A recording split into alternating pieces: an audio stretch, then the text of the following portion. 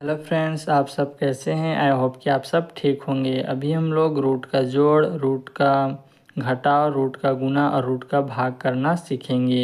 इस वीडियो के बाद आपको रूट में कोई भी दिक्कत नहीं होगी। चले देखें रूट का जोड़। ये क्वेश्चन नंबर 1 देखें। इस प्रकार से क्वेश्चन रहे अगर √5 प्लस √5 तो क्या करेंगे। √5 प्लस में अगर हमको पूछता है तो यहाँ पर अगर कोई संख्या नज़र नहीं आ रहा है रूट के अलावा इधर में, तो क्या करेंगे, कुछ नहीं, तो यहाँ पर ही 1 होता है और यहाँ पर भी 1 होता है। तो हम क्या करेंगे, 1 और 1 को जोड़ेंगे तो 2। और ये रूट में देखेंगे कि सेम संख्या है या नहीं, तो सेम है तो हमको जो सेम है उसको लिख देना है √5। इसका आंसर ये हो जाएगा। अब देखेंगे दूसरा संख्या किस प्रकार से, 4√3 प्लस 2√3।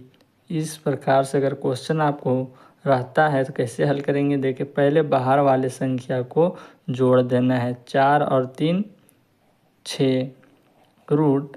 ये देखिए आपको बता दिए कि रूट के जब अंदर में सेम संख्या है तो उसको हम वैसे ही लिख देंगे √3। 6 √3 इसका आंसर हो जाएगा। अब देखिए तीसरा नंबर का कैसा है क्वेश्चन। अब देखिए यहाँ पर बाहर की संख्या में 3 है और यहाँ पर ही 2 है, जबकि रूट में जो संख्या है वो 7 है और 2 है। तो इसका मतलब क्या हमको पता चला कि इसका आंसर यही हो जाएगा। जैसा है उसको वैसे ही हम लिख देंगे, इसका आंसर यही हो जाएगा। क्योंकि रूट की संख्या यहाँ पर ही अलग है और यहाँ पर ही अलग है, इसलिए हम ऐसे लिखेंगे, हमारा आंसर हो जाएगा। अब चले आगे बढ़ते हैं रूट का घटाव। अब देखिए इस प्रकार से क्वेश्चन रहे √6 माइनस √6 तो क्या होगा, इसका आंसर हमारा 0 होगा। क्योंकि अगर हम √6 माइनस √6 करते हैं तो 0 हो जाएगा, आप तो जानते ही हैं। अब देखिए दूसरा नंबर 4√3 माइनस 2√3, तो इसका आंसर हम कैसे हल करेंगे। देखिए 4 में 2 को हमको घटा लेना है, 4 में 2 घटेगा तो कितना बचेगा, 2 बचेगा। अब देखेंगे रूट यहाँ क्या है, √3 है, यहाँ पर भी √3 है, तो इसको हम जैसा है वैसे ही लिख देंगे। ये हो जाएगा इसका आंसर 2√3। अब देखिए तीसरा नंबर 3√7 माइनस 2√2। इसमें देखिए कि हमारा जो बाहर की संख्या है वह 3 है, यहाँ पर ही 2 है, जबकि अंदर की संख्या √7 है और √2 है। तो हमारा इसका रूट जो है वो अलग अलग संख्या है रूट में, तो हमारा आंसर यही हो जाएगा √7 माइनस 2√2। ये हो जाएगा हमारा आंसर। अब चले रूट का गुना में चलते हैं। आई होप कि आपको समझ में आया होगा। अब रूट का गुना में देखें क्वेश्चन कैसा है। रूट का गुना देखिए √3 गुने √3, इस प्रकार से अगर आपको क्वेश्चन रहता है तो आप कैसे हल करेंगे। √3 को √3 से गुना करेंगे तो किसका आंसर हमारा 3 हो जाएगा।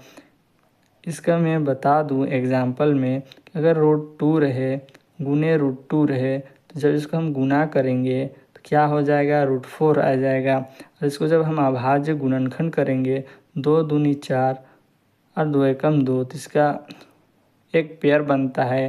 अगर रूट में रहता है तो रूट से बाहर आता है तो एक पेयर बनता है, तो रूट से बाहर आ जाता है, तो इसका आंसर 2 हो जाएगा। √4 का आंसर क्या आया, 2 आया। क्योंकि यहाँ पे एक पेयर बना इसलिए हम 2 को एक बार लिख सकते हैं। इसी प्रकार से √3 को √3 से गुना करेंगे तो हमारा क्या आ जाएगा, 3 3 जा 9।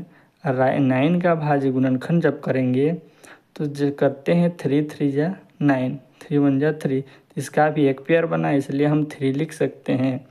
आपको समझ में आ चुका होगा। अब देखिए दूसरा नंबर क्वेश्चन इस प्रकार से अगर रहता है तो कैसे हल करेंगे। 2√2 गुने √2, तो क्या करेंगे, 2 है यहाँ पर कुछ नहीं है तो 1 रहता है, 2 को 1 से गुना करेंगे तो 2।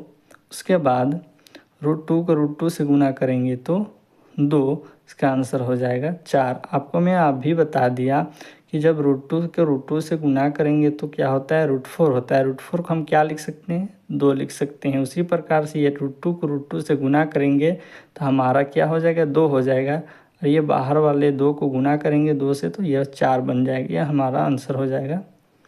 अब देखिए तीसरा नंबर, 7√2 गुने 2√3, इसको गुना करेंगे, 7 को 2 से गुना करेंगे तो 7 दूनी हो जाएगा 14।